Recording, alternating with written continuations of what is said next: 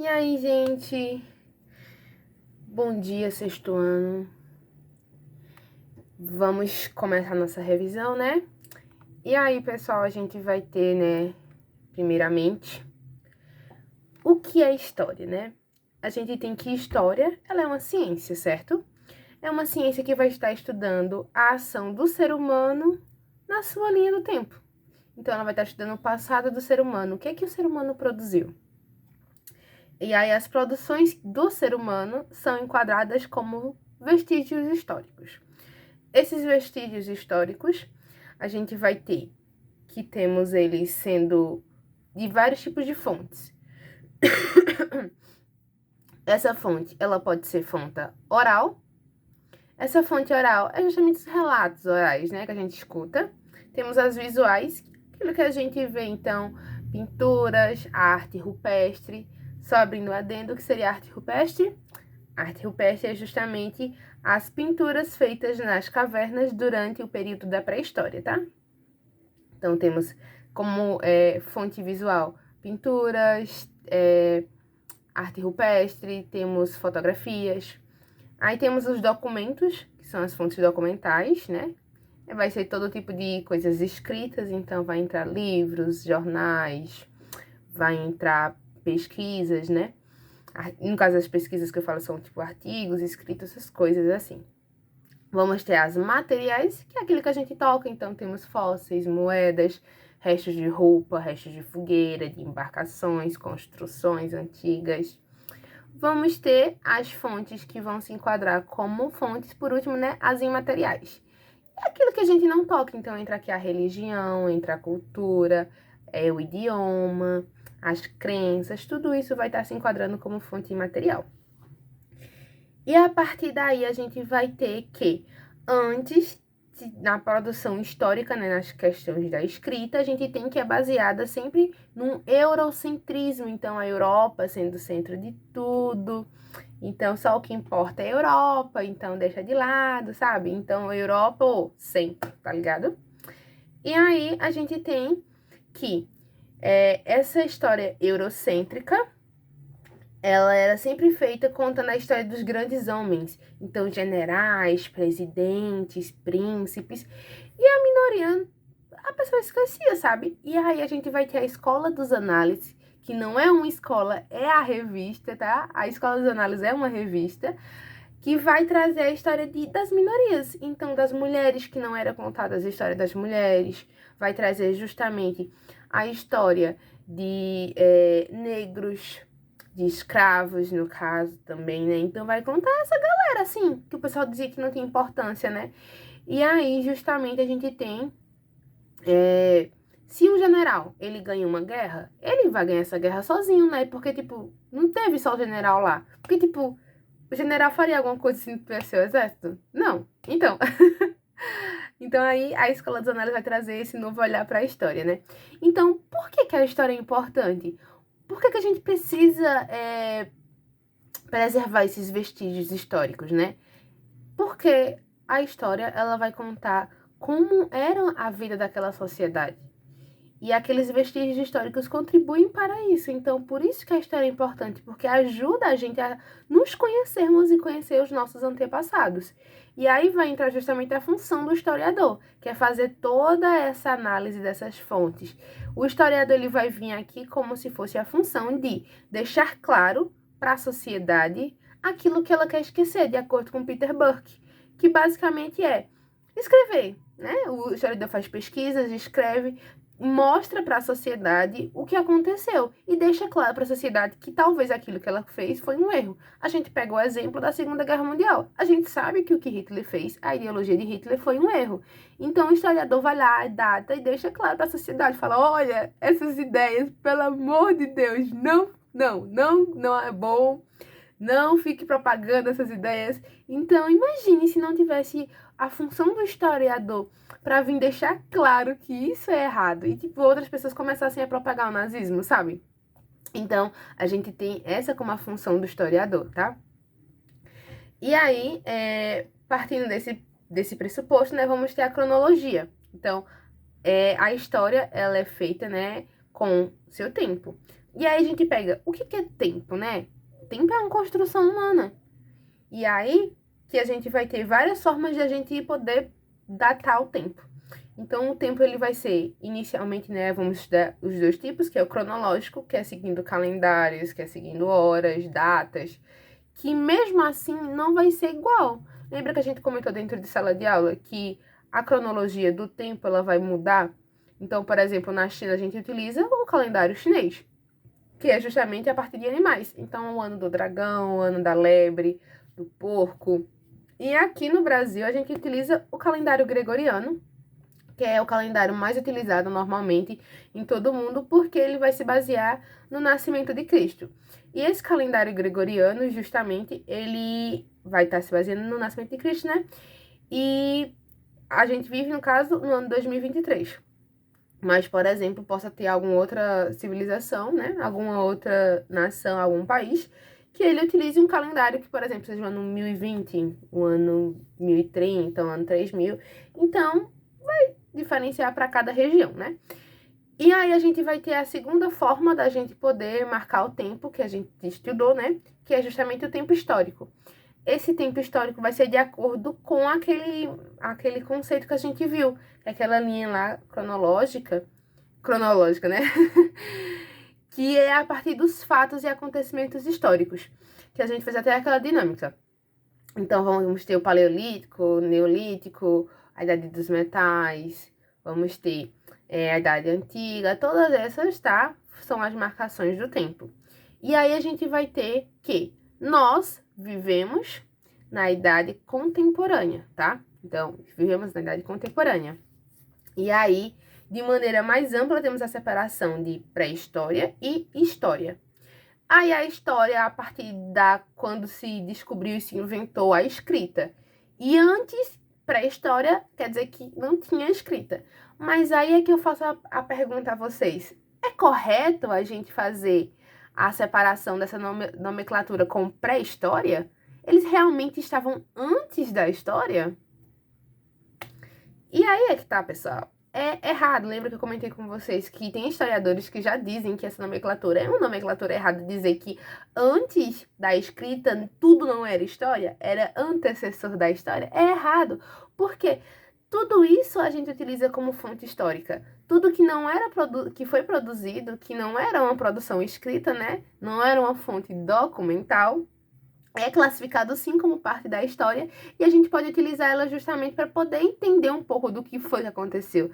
Aquilo conta sobre como aquela sociedade viveu. Então, a gente pegar pinturas, por exemplo, que são as pinturas rupestres, a gente consegue entender como é que era mais ou menos a realidade daquele povo. Então, é errado a gente dizer que pré-história não é um termo correto, não é um termo que se utiliza no viés de tipo, não produziram história. Não, isso tá errado, né? Eles produziram sim história. Aquilo que eles fizeram, até mesmo os fósseis deles, a gente consegue entender com um pouco de como é que eles viviam. Então, tudo isso é história. Então, a pré-história, a história, é tudo história. E da pré-história a gente vai ter justamente 3 períodos, que vai ser o Paleolítico, o Neolítico e a Idade dos Metais, que é justamente o processo de evolução humana, tá? E a partir da escrita que a gente vai ter a Idade Antiga até a contemporânea, que é a qual a gente vive hoje, né? E aí, pessoal, a partir disso, vamos ter que o ser humano, ele passou por um processo de evolução, tá? A gente estuda que houveram 2 teorias sobre como veio e surgiu tudo, a questão do ser humano e a questão da vida na Terra. Primeiramente, a gente vai ter uma teoria chamada de criacionismo, tá? Ela vai estar se baseando em teorias de criação envolvendo religião. E hoje, a mais propagada é justamente a teoria a partir do viés do cristianismo. Então, é o que a gente estuda tanto mais aqui no Brasil e também é uma teoria que a gente estuda a maior parte do mundo. Porque, né, o cristianismo é a religião com mais fiéis. Então, é a mais propagada. E aí, nessa teoria do criacionismo, vamos dizer que o ser humano, ele foi criado a partir de Deus, não somente o ser humano, mas todo o resto. A vida na Terra, os animais, no geral, a própria Terra, então, a criação a partir de 7 dias, né? Na qual tivemos o último sendo o dia do descanso, que é associado ao domingo. Então, aí, esse é o viés, né? Na qual teve a criação de Adão e Eva. Adão, ele é criado, né? E Eva, ela vem a partir da costela de Adão. E é propagado pela religião católica. E vamos ter uma que é voltada mais para que é a teoria científica, que é a mais estudada dentro de sala de aula, porque a gente na escola a gente estuda os conhecimentos científicos. E aí vamos ter justamente a teoria a partir de o evolucionismo, tá? A teoria evolucionista que é criada por... E aí? Charles Darwin, exatamente. Então, Charles Darwin vai criar essa teoria e vai dizer que o ser vivo, tanto animais como plantas, ele vai partir de um processo de evolução, na qual vamos ter um ser primitivo e ele vai evoluindo até um ser mais evoluído. Primeiramente, vamos ter como é que surgiu, né, o universo.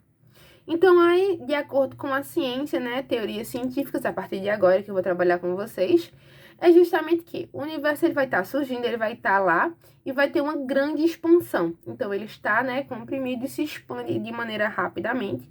E essa expansão que vai se ter, ela é muito relacionada a uma Big Bang, a uma grande explosão. Porque se parece, se você for olhar os vídeos, parece que é uma explosão, porque ela se expande de maneira muito rápida. Então, aí vamos ter essa grande expansão do universo, na qual vai começar a surgir as formas de vida. E aí partimos do pressuposto de que temos uma Terra primitiva, tá? Essa Terra primitiva, justamente, ela vai ser praticamente toda extremamente quente. Vai ser tipo uma bola de fogo. Ela vai ser bem quente, tá? E aí, com a questão dos gases que vão se chocar, eles vão começar a fazer ligações entre si. Esses gases, eles vão começar a resfriar a temperatura da Terra. Quando a Terra ela começa ficando mais fria, vai começar a aparecer as faixas continentais, né? Os continentes. E vai também começar a criar. O oxigênio vai começar a aparecer e também vai começar a aparecer justamente a presença das chuvas e os oceanos, os mares, os rios, os lagos. Então, começa a ter um processo lento e gradual, porque isso não vai ser de maneira rápida, tá? Vai ser devagar. Então, aí vamos ter esse sendo o princípio de surgimento, tá? Da vida, da Terra habitável, né? Que a Terra inicialmente ela é totalmente inabitável. E aí vai se ter que as primeiras formas de vida, no geral, vão se surgir a partir dos oceanos, dos mares, rios e lagos. Então, as primeiras formas de vida, elas vão estar surgindo na água, tá? São moléculas que elas vão começar se unindo. Essas moléculas, elas vão começar se agrupando e cada vez de maneira microscópica, elas vão aumentando, vão ter a sua classificação como pluricelulares, né? Vai ter mais de uma célula, elas vão ficando cada vez maiores. E quanto mais, né, maiores vão mais se desenvolvendo de uma maneira, sempre deixando claro que é lento e gradual. É devagar, pessoal, são milhares de anos que as coisas precisam para poder passar por esse processo de evolução. Então, aí vai se ter as células começando a se desenvolver em seres primitivos, tá? Eram seres simples inicialmente, né? Não tinha tanto desenvolvimento. Então, esses seres, eles vão começar aparecendo e surgindo, e até o momento que eles vão desenvolver pulmão. Quando ele desenvolve o pulmão, ele justamente vai ter a necessidade de sair da água. Então, vai partir daí que o ser vivo, ele vai ter, no começo, né, vai ser um ser vivo aquático, e ele vai ser depois um anfíbio, né, que vai ficar entre água e terra. E aí, depois ele passa a viver só na terra, e mais lá na frente ele vai começar a viver no ar também. Então, aí vamos ter a vida na Terra surgindo dentro da água, tá? E aí partimos desse pretexto, né? Surgimento do universo, né? Com o Big Bang. Vamos ter, então, partindo para o surgimento da vida na Terra. E agora vamos ter o surgimento da vida humana, certo? E aí vamos ter que o ser humano deixando muito, muito, muito claro que o ser humano não vem do macaco, minha gente, tá? Deixem isso bem claro na cabeça de vocês, pelo amor de Deus. Se vocês colocarem lá na somativa 2 que o ser humano vem do macaco, eu vou infartar. Então aí temos que o ser humano, ele não vem do macaco. E se ele não veio do macaco, o que que aconteceu? A gente tem um ancestral em comum. Então vamos lá, temos esse ancestral aqui. Esse ancestral, ele origina nós, seres humanos, e origina os macacos. Então é como se a gente fosse um parente distante, sabe? Ancestral em comum, ancestral que origina o macaco e o ser humano. Fechou? E aí é que vai ter que a nossa linha de desenvolvimento, né, de evolução, ela não vai ser uma linha, tipo, reta. Não é uma linha reta. Vai ser mais associado a galhos de árvores, porque vai começar tendo um aqui, aí daqui aparece outro, e de outra vai aparecendo vários. Então, é justamente uma linha, tá? Uma linha evolutiva que ela se assemelha a uma árvore cheia de galhos ramificados. Não é uma coisa reta assim, tá? Não é igual. E aí temos que houveram mais de 20 espécies de seres humanos, só que aí a gente vai ter vocês estudando apenas 5, porque não é necessário que vocês estudem todas as mais das 20. E inicialmente vamos ter o Australopithecus, tá? Ele é um ser humano primitivo, ele vai ter o corpo praticamente coberto de pelos, lembrando que o pelo vai ser justamente a forma de defesa do próprio corpo, então vamos ter que se algum bicho pousar aqui em cima, a gente vai sentir por causa do pelo. Então, o pelo vai ser uma defesa do nosso corpo, já que eles são primitivos, eles também não sabem, né, utilizar, não fabricaram ainda as roupas. Então, essa é justamente, são os primeiros seres humanos. Lembrando que eles têm dentes extremamente afiados, porque eles comem carne crua. Então, eles precisam de maior força na questão dental para poder rasgar, né, as carnes. A boca dele era meio, tipo, maior, assim, pra frente, porque tinha que ser uma boca maior pra questão, né, de poder fazer esse processo de arrancar carne. Eles eram curvados, né, e eram baixos e seu cérebro era extremamente pequeno. A partir do Australopithecus até chegar ao que nós somos hoje em dia, que é o Homo sapiens, vamos ter, então, que o ser humano ele vai começar tendo maiores desenvolvimentos cerebrais e o seu cérebro vai começar a crescer, certo? Outra coisa aqui, só para fazer um outro parêntese que eu acabei esquecendo. Na teoria do evolucionismo, vamos ter a teoria de Charles Darwin, certo? Então, Charles Darwin vai propor duas leis do evolucionismo, que é justamente a dos caracteres adquiridos e a lei do uso e desuso. Em relação à lei do uso e desuso, quer dizer que quanto mais eu uso aquilo, mais desenvolvido aquilo fica. Quanto menos eu uso, menos desenvolvido aquilo fica. Então, aí vamos partir do pressuposto que se eu estou utilizando muito aquela minha região vai ser melhor. Lembra que eu falei para vocês dos povos sambaqueiros? Que aquele povo, ele tinha as costas mais largas, por quê? Como eles eram um povo que morava no litoral e eles precisavam estar fazendo o uso da pesca, eles precisavam ir caçar, ou no caso pescar, eles precisavam estar nadando muito. Então aqui essa região deles era mais desenvolvida. Então utilizou muito e se desenvolveu. Então aí Charles Darwin ele traz os dois exemplos, que é o exemplo da cobra e o exemplo da girafa.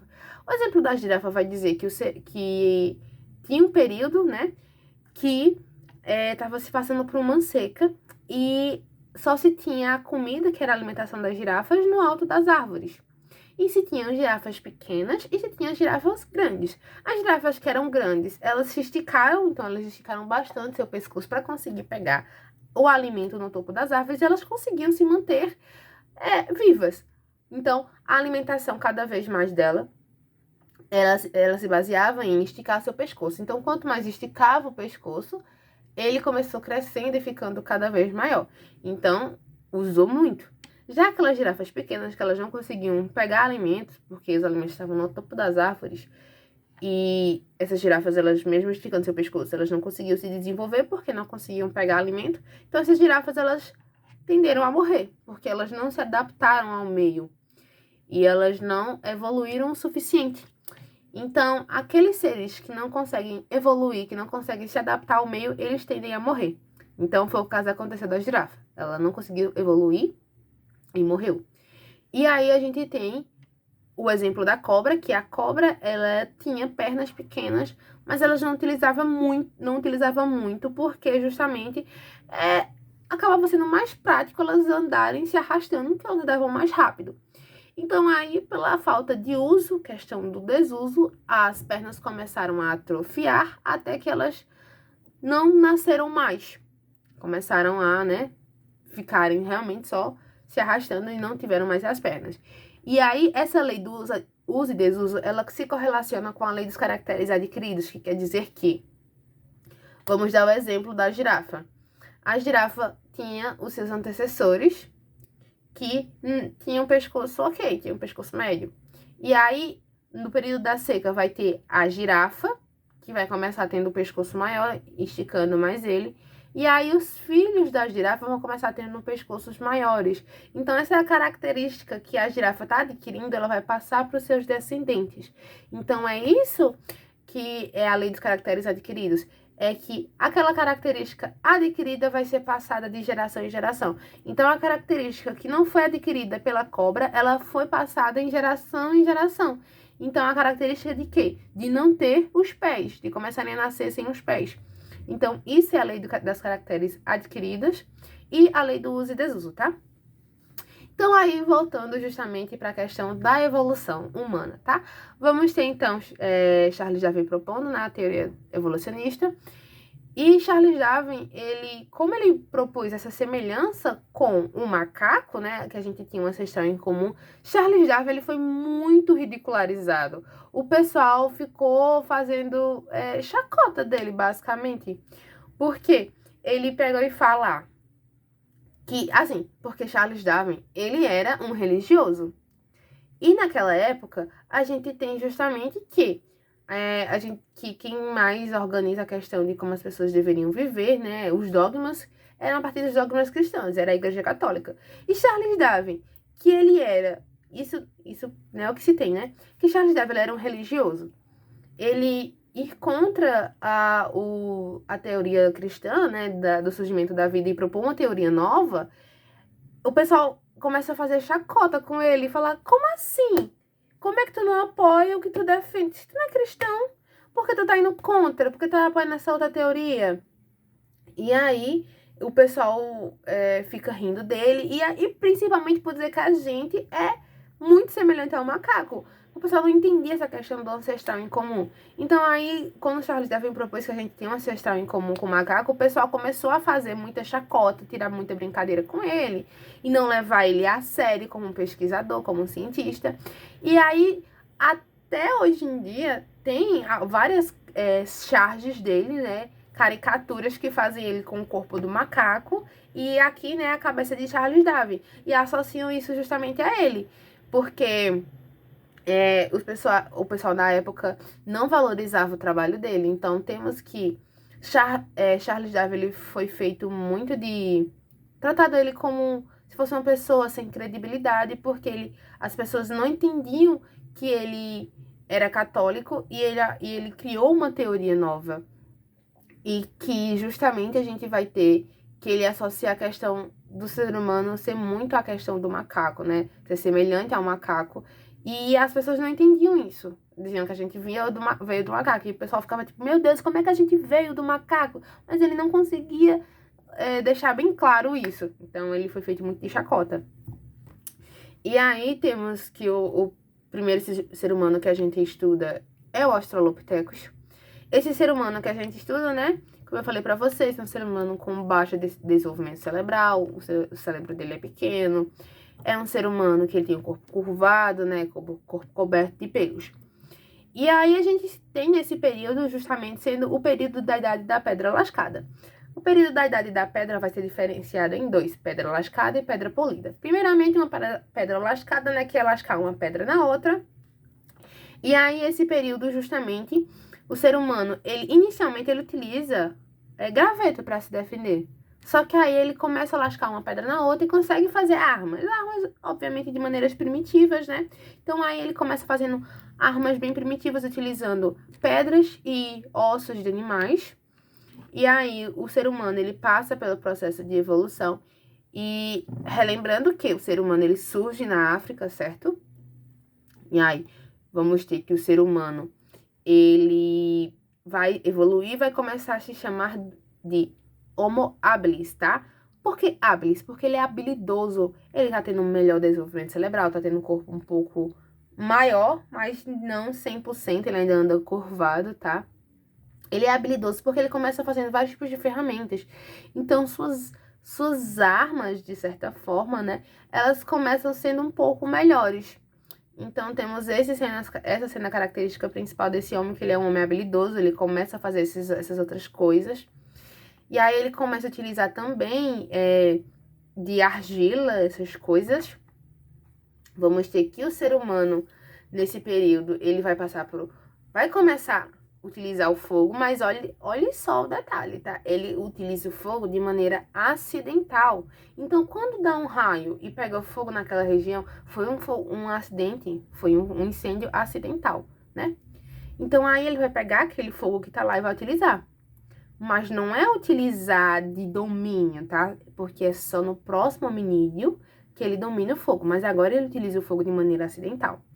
E aí a gente vai estar tendo o ser humano, justamente, sendo um ser humano que ele vai estar vivendo um período chamado de era glacial. Então, tá extremamente frio, tá congelante.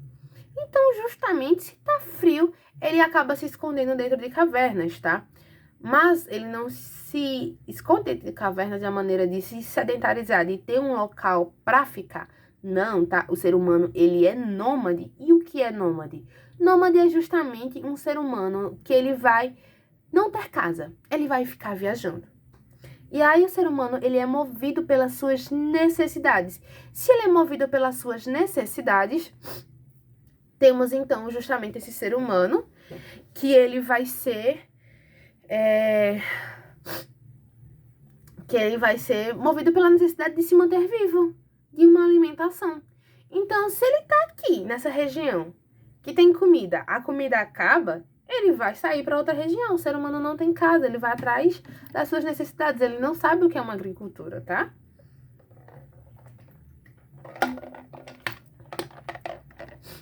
Aí, outro ponto é que o ser humano, como ele é nômade, né, ele vai sair, viajando de um local para o outro. Ele é habilidoso, então ele tá melhor desenvolvendo suas ferramentas, para tanto ele poder se manter vivo e para ajudar na caça, né? E aí é com a evolução que vamos ter o Homo erectus surgindo, tá? Como o próprio nome diz, erectus. Então ele é um homem ereto, ele já começou a andar assim um pouco mais ereto. Antes ele andava curvado assim, né? Tá mais ereto. E é esse Homo erectus que vai ser o responsável por domínio do fogo e a viagem do povoamento.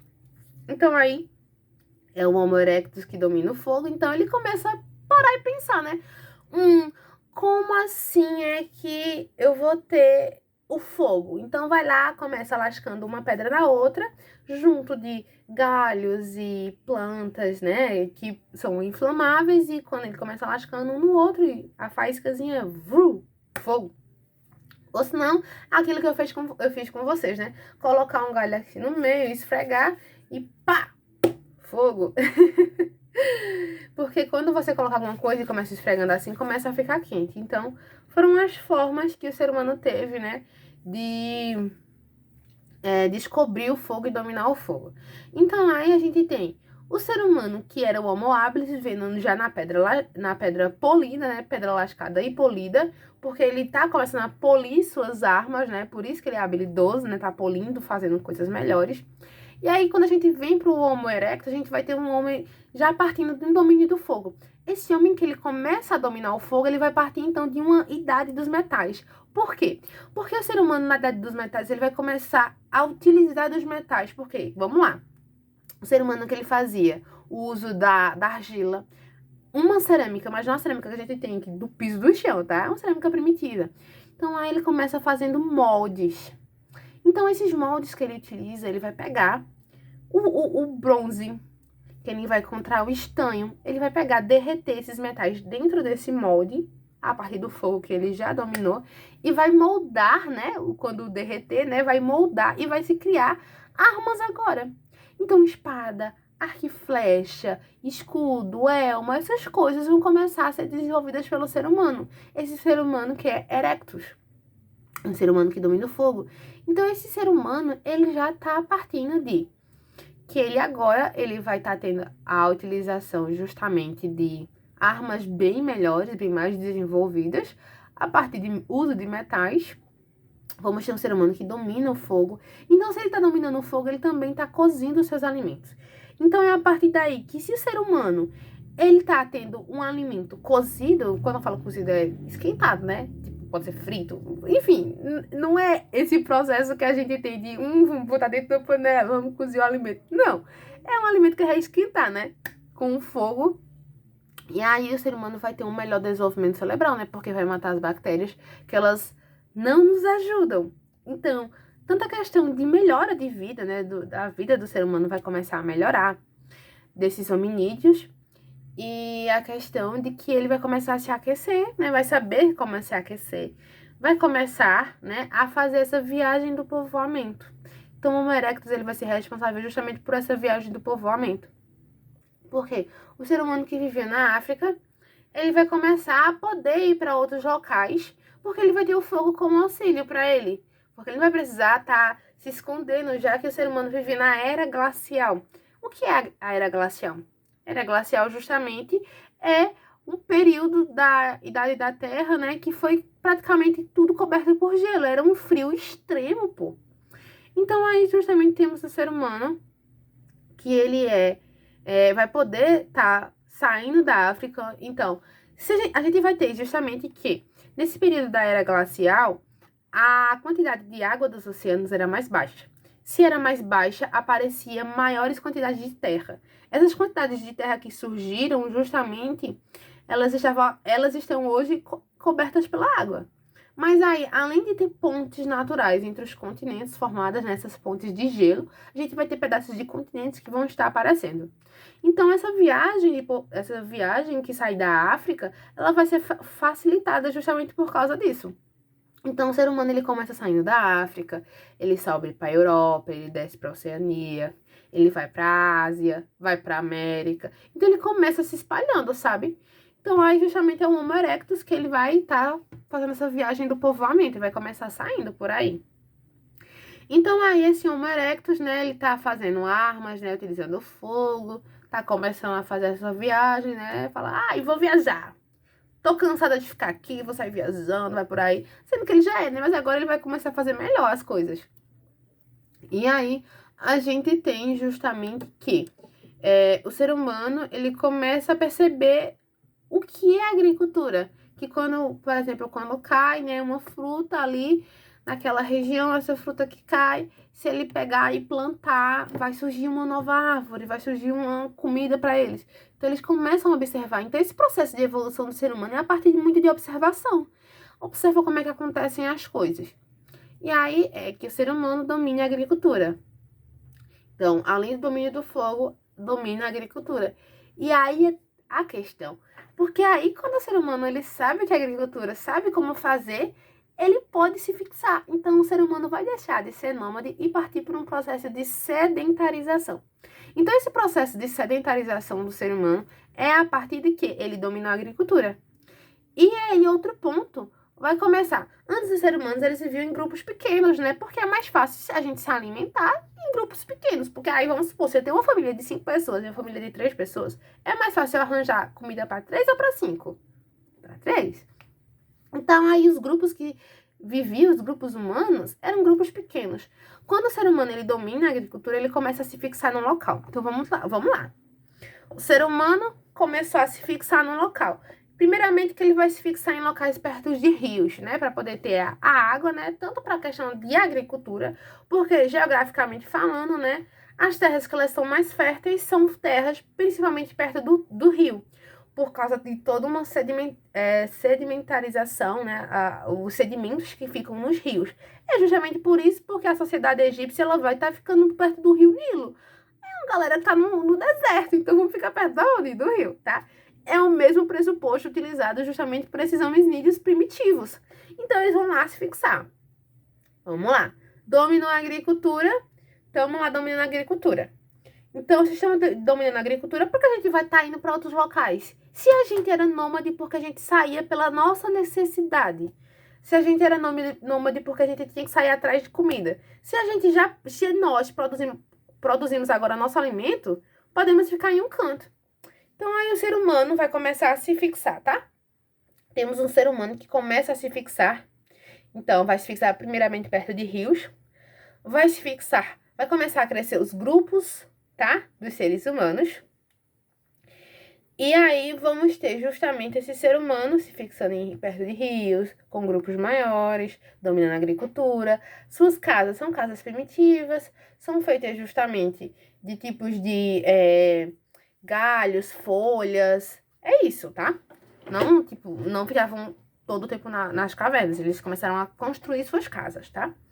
E aí vamos ter o ser humano chamado dos Neandertais. Eles vão ser seres humanos um pouquinho mais baixos, tá?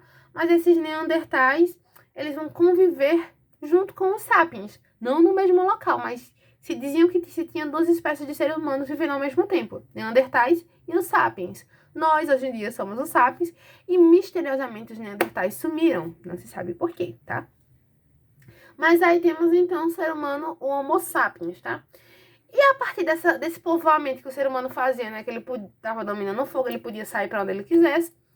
É que o ser humano chega também na América, né? E aí vão se ter as teorias do povoamento. As teorias do povoamento, vamos ter 3 principais. E dessas 3, vamos ter a mais importante, a mais aceita.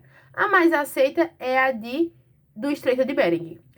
E o que diz a do Estreito de Bering? Vai dizer que o ser humano, ele sai da África, vai para lá, para o continente asiático, e quando ele chega no continente asiático, a partir de uma ponte natural formada de gelo, ele vai passar o Estreito de Bering até chegar ao continente americano. Então, lembra que eu falei da quantidade de água que era baixa? Pronto. Então, água baixa, vamos ter justamente aparecendo pedaços de terra e uma ponte ligando. Estreito de Bering. Vamos ter essa sendo a mais aceita, mas vamos ter a segunda teoria, que é de Paul Rivet. Paul Rivet vai dizer que o ser humano que estava na Oceania, né, que ele saiu da África e chegou à Oceania, ele vai construir embarcações e vai chegar justamente à América, a partir das navegações nas embarcações, obviamente primitivas, parando de ilha em ilha, tá? E a terceira teoria é de Nied Guidon. Nied vai dizer que o ser humano sai diretamente da África, a partir de embarcações, navega até o continente americano, a partir de justamente parar, mais uma vez, também nas ilhas.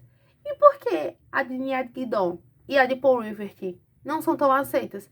Pela perspectiva que temos um ser humano primitivo, embarcações primitivas. Como é que ele vai sair levando comida se ele não sabe o que é o oceano direito, ele não sabe se tem a certeza que ele vai parar em uma ilha?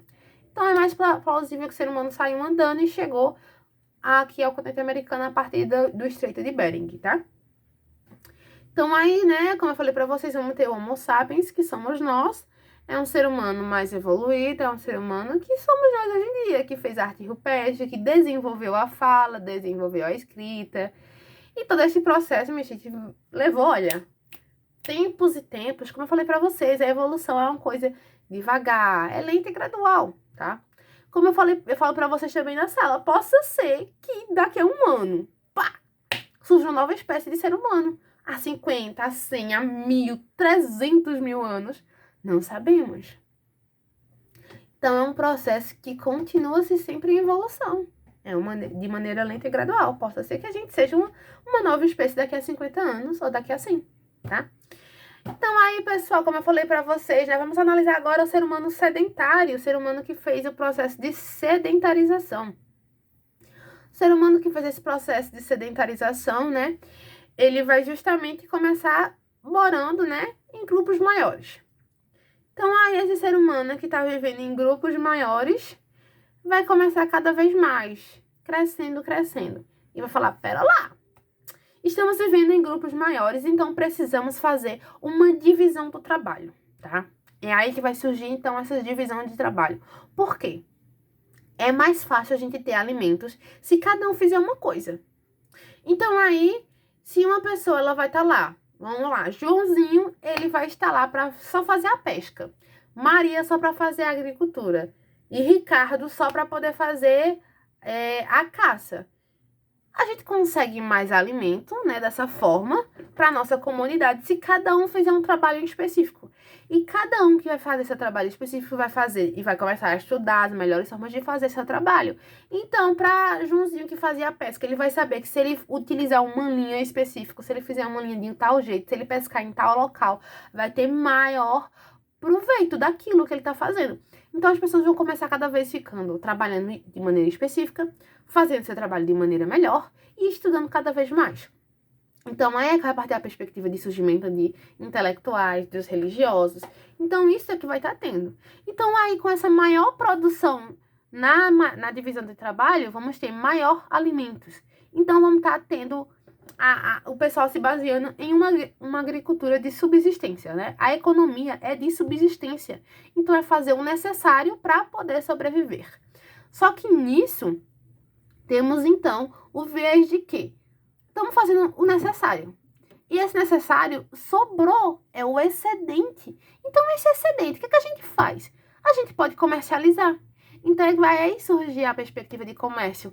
O excedente, ele vai ser comercializado. Inicialmente, ele pode ser feito de escambo, né? Troca entre os povos. Então, essa tribo aqui troca com essa tribo. Então, essa tribo aqui tem muito peixe, essa aqui tem muita carne de cervo. Vão trocar entre si. Ou elas podem também começar a utilizar moedas primitivas, que podem ser pedras, que podem ser conchas. Isso vai de acordo com cada povo. Porque o valor para o dinheiro é o valor que a gente dá. É a ideia que eu falei para vocês na sala de aula. O livro de vocês do 5º ano, ele não tem mais importância para vocês.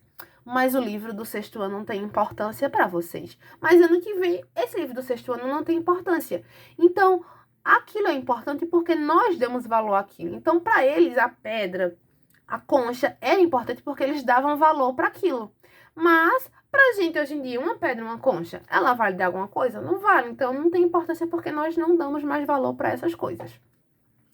Então, aí, vai se ter esses viés aparecendo, né? Então, vamos ter as famílias surgindo também, porque vamos ter a perspectiva de surgimento de propriedade privada. A propriedade privada vai estar surgindo e esse viés vai fazer com que as pessoas comecem a ser mais, se isolar, né? Elas vão partir de, eu tenho uma casa melhor, então vai começar a ter essa questão de desigualdade social, na qual vamos ter pessoas que vão achar que são melhores que outras a partir do que tem. Então, as pessoas começam a se isolar por questão de se esconder do frio, para viver com sua família, para se proteger de doenças de outros povos. Então, vai se ter essa questão da propriedade privada surgindo. E essa propriedade privada que vai estar surgindo justamente vai colaborar para a questão da desigualdade social, na qual vão ter pessoas que vão se achar melhores que outras. E para finalizar, vamos ter o surgimento do Estado. Então, se a gente tem aquele povo, aquela aldeia lá, tá ligado? E aí vamos ter a necessidade de se criar obras públicas. A gente precisa defender a nossa região. Precisamos construir obras públicas, por exemplo, diques ou barragens, para poder fazer um melhor desenvolvimento da nossa civilização aqui. Então, precisa-se de alguém para fazer essas obras públicas. E quem é que vai fazer? A pessoa que está lá com aquela casa melhor, né? As pessoas com maiores condições financeiras. Então, elas vão se propor, falar, olha, eu posso fazer essas obras públicas, mas vocês vão precisar colaborar com algum tipo de imposto, ou se não, com a sua força de trabalho. Então, vamos ter pessoas que vão contribuir com a sua força de trabalho, pessoas que vão se contribuir com o imposto. E essa pessoa que é rica, ela vai ficar na frente de tudo, organizando tudo. E ela vai dizer, eu não preciso contribuir com nada justamente porque eu tô aqui na frente de tudo, eu tô organizando tudo. Então, por essas necessidades, vai se começar tendo a necessidade de se criar justamente um Estado. E aí vamos ter que esse ser humano, que ele tá na frente de tudo, ele vai começar a criar leis. E ele vai dizer, essas leis aqui que estão sendo criadas, vocês precisam seguir essas leis, mas eu não preciso. E aí a galera vai ficar revoltada. Poxa, como assim? Eu tenho que seguir a lei, tu não tem que seguir a lei. Sabe? a galera vai ficando revoltada. E aí, justamente, vai começar a se ter a necessidade de se criar um exército. O exército vai vir, então, para controlar as pessoas, de manter a paz e também de controlar contra povos inimigos que vão poder invadir essa aldeia. Então, aí vamos ter o Estado, partindo do pressuposto de que privilégios, vamos ter privilégios, nós que estamos no poder temos privilégios, outras pessoas não têm privilégios, nós somos mais ricos, outras pessoas não são, temos a questão da desigualdade social, temos a necessidade de se criar lei para manter uma paz e o exército para manter essa paz que o ser humano tem que cumprir essa lei. Deu para entender? Então é isso, pessoal, um resuminho de 45 minutinhos. E é isso, estudem. Beijo. O fórum de dúvidas vai ser colocado, então qualquer coisa é só mandar uma dúvida e eu faço um videozinho explicando. E é isso. Estudem.